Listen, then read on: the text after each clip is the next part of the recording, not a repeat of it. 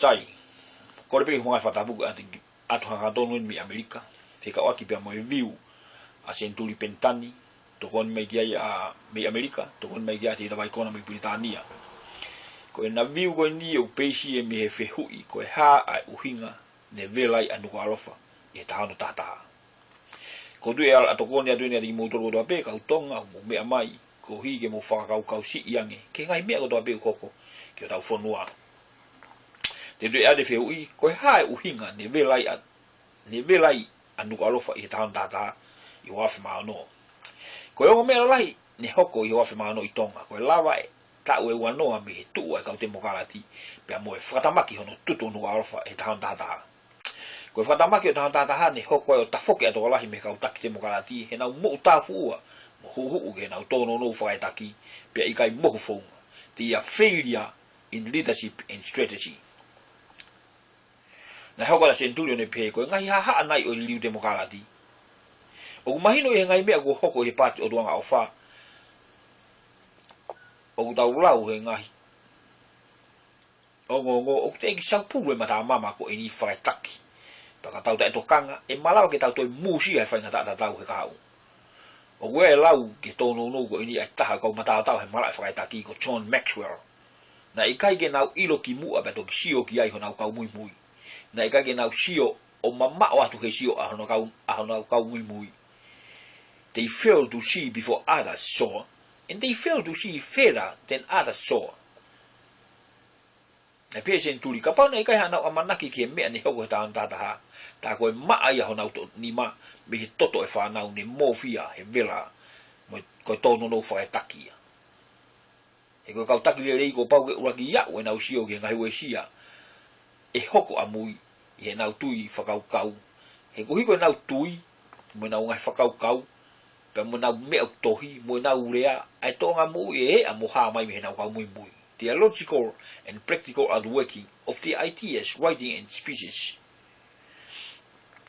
Pego tono no fa fo tu ngale ko hala ata no ako.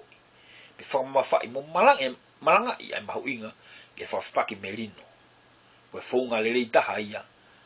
Pego non-violent resistance is the most effective. O ko kai ngata ene fa si su kala isi. Ka akulele yang hono la fa sociale, mo fa politicale. Te to repeat ya do la go na Centuri ko tono no fra fonga le ba ko hala ata no ako pe fa mo fa mo malanga ya ma inga fra ai fa pak family no ko fonga le ta haya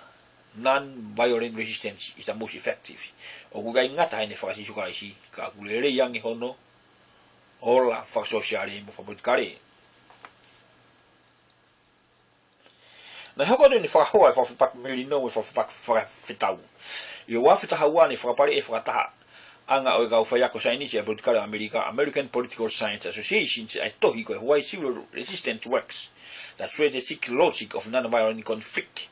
ko tohi le ta haya o ta u fa ka mo anga political mo va fa anga government politics and international relations ko tohi pa fa saini ko political ko Erica Chenoweth Tenwa University mo fe fine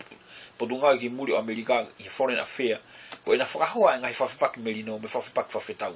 violent versus non-violent resistance me he tahi no no agi wa ma no de mai no uri ngau ai le yang ai ola fa pak melino e fa pak fa fetau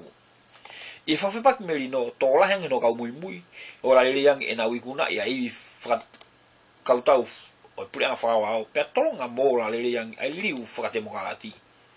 talo tu e puanga fa tu yo tonga mo ikai ki ha ofi ai ko be puanga tonga ke ko ni fai puanga Britania ke ka ini tia ne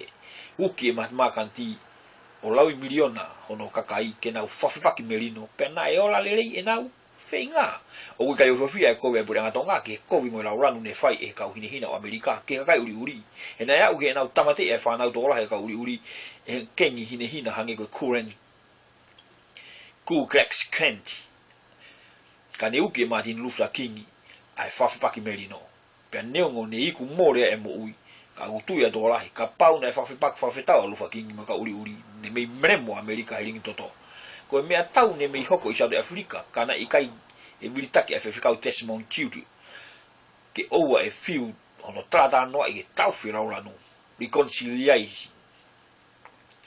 whakatau ke pehe senturi ka pau de ta whahoa ke toi tapu koe whonga ke no liu e pule anga koe uhinga e whawhipaki merino i he lau alufa king koe loto toa ke whakawhipaki ai kovi aki ai ofa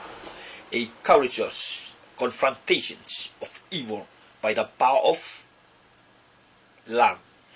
na tu e lofa king koe takaterine ofa whakaristiani ke wholofola ai ne ngau e kentio intia koe mea tau malo hita haia ma e kakai ke nau whawhipaki aki ai kau whakahaua tala mai pa apostolo ko rak pita wa hewa vesta hatun vesta fa mo fa vai ki mo tolu ke tunga ko to ape ko foto tangata ko hiko eiki ki he tu ko hiko maalunga ki ngahi ko wana foki e gu fo ia te ia hona ufekau ke taute a fai ko vi ka fa malo ia fai lele e go tu ni pe o tu ke mo faka mo longo aki ho mo fai lele ai vare a kausiana ta lotona ko ya ko naki na pita lotonga e pule whakatitako a empora loma ko nero sisa. O ku ikai ko ane tohi ki hakau kristiani. Ni nau whakalere pule anga. Kako ene tohi ki hakau kristiani ni nau moulaloa i he pule whakawa a nero o ikai hanaure. O ku ikai ko whahino hino ke ne tapuia whawhepaki ki pule anga. Ko furi ki vanu uanga hono anga. E ko wako naki e pita ia ngau e wahinima mesu wahiwa. O ku to tonu ke tau whai ke pule ai o tua. Rada ke pule ai tangata. Na imagino ni o hua ya ngai au nero sisa kane ya kon nake apostolo e ke mau haola o kulele yange pe ke hao me hakovi o ku kovi yange prevent a greater evil pe ke mo hoko ko ka muy mo no kalaisi mo fafe paki merino e ilona mai ai ka ngauna I repeat he lava senturi pe ke mo hoko ko ka muy mo no kalaisi ka whakafoki ki taon tātaha, ne ikai haere a pe whawhipaki me pure anga ko ki nau tolu pena nau tutu, ko ki nau tolu pena nau si kanonga tāmaki. O hangi ha metafoa i lea whataatau pe mai, ko e taona kita ai whawhipaki whawhetau. Violent resistance is suicidal, and direct democracy is also suicidal. Mahalo pena uia i ha hala kehe ki whakareri pure anga, ka au tonu ke whai ha kumi ki ai, heu te ege whai ha au ki ai. O si honga tonu dua senturi bentan mi Amerika. Tokon mai kia tida vai kona mi Britania. Agustino, o kunu ate le o ya.